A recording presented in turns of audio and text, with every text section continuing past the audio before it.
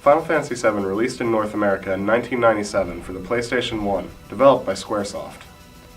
Within 3 days of its release in Japan, Final Fantasy VII sold 2 million copies. As of 2015, the physical version and digital versions of Final Fantasy VII have sold over 11 million copies. In this game, you play as Cloud Strife, a 20-year-old man with an identity crisis. Cloud Strife in this story represents the superego, but we'll get to that later.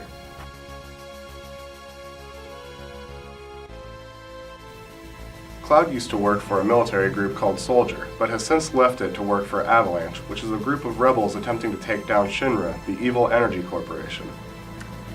In this journey to take down Shinra, Cloud ends up meeting such lovable characters such as Barrett, who is the first African-American, I guess he's technically not African-American since he technically is Japanese.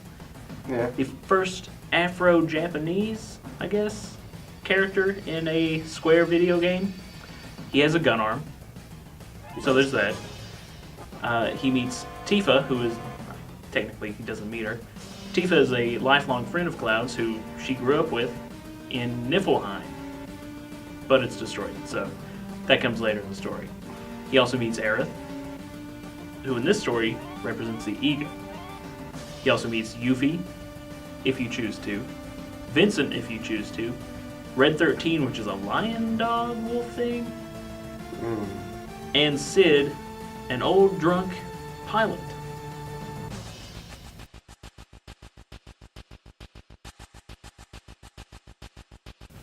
You may think that Final Fantasy VII is just a game. You're wrong.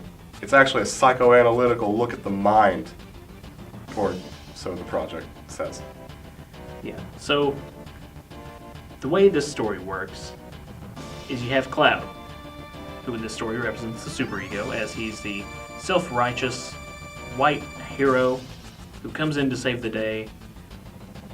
He never really seems like he wants to, but he does he wants anyways. to. Yeah, he acts like a cool guy, but he's really not. He's the person that will go out of his way to actively harm himself if it means protecting someone else.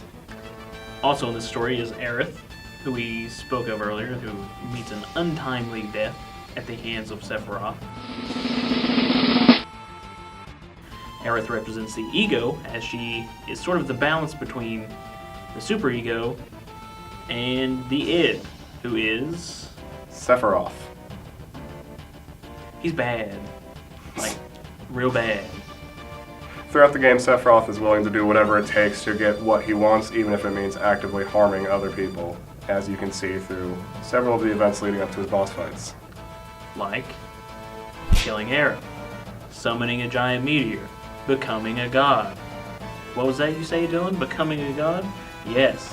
This man grows a giant wing and floats in a cloud, and then he destroys the solar system several times.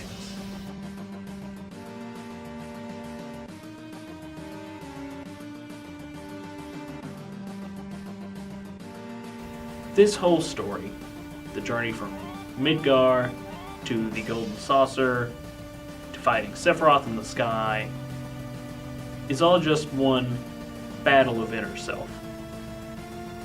Cloud and Sephiroth spend pretty much the entire game fighting over control of Midgar, which, in our analysis, would represent the mind itself.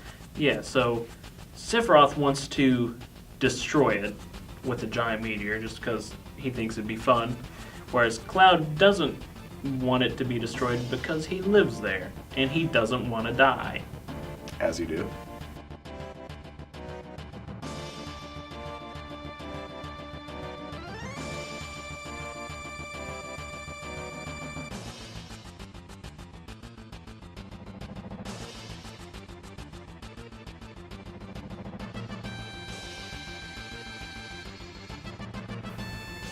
This relates to psychoanalytics and the fact that not only does the superego and the id sort of clash, the ego helps balance them out to where one doesn't get too powerful. But without Aerith, the ego, things start to get out of hand until I don't really think Tifa's the sole ego after Aerith dies is the only thing. I think every character kind of comes in to help Cloud in any of his times of need, be it stealing the black materia to hand over to Sephiroth, dress as a woman or dress as a soldier to sneak into I guess you would call it a caravan. But every one of the characters comes in to help Cloud whenever he needs it.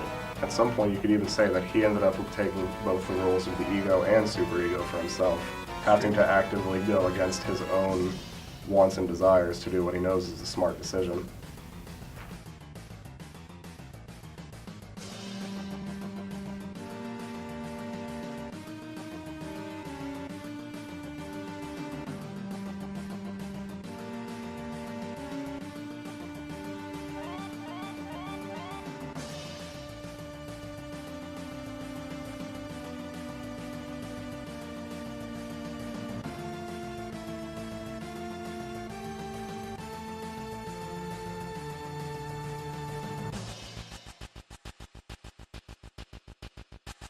And thus, with Sephiroth defeated, Midgar is saved, and everyone lives happily ever after.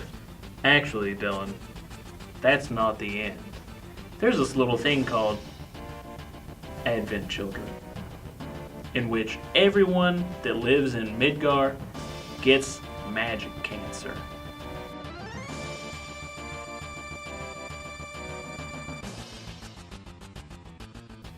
As you can see, Cloud's Tri-Fire hero has a very large sword, but in the teachings of psychologist Sigmund Freud, that wouldn't be a sword.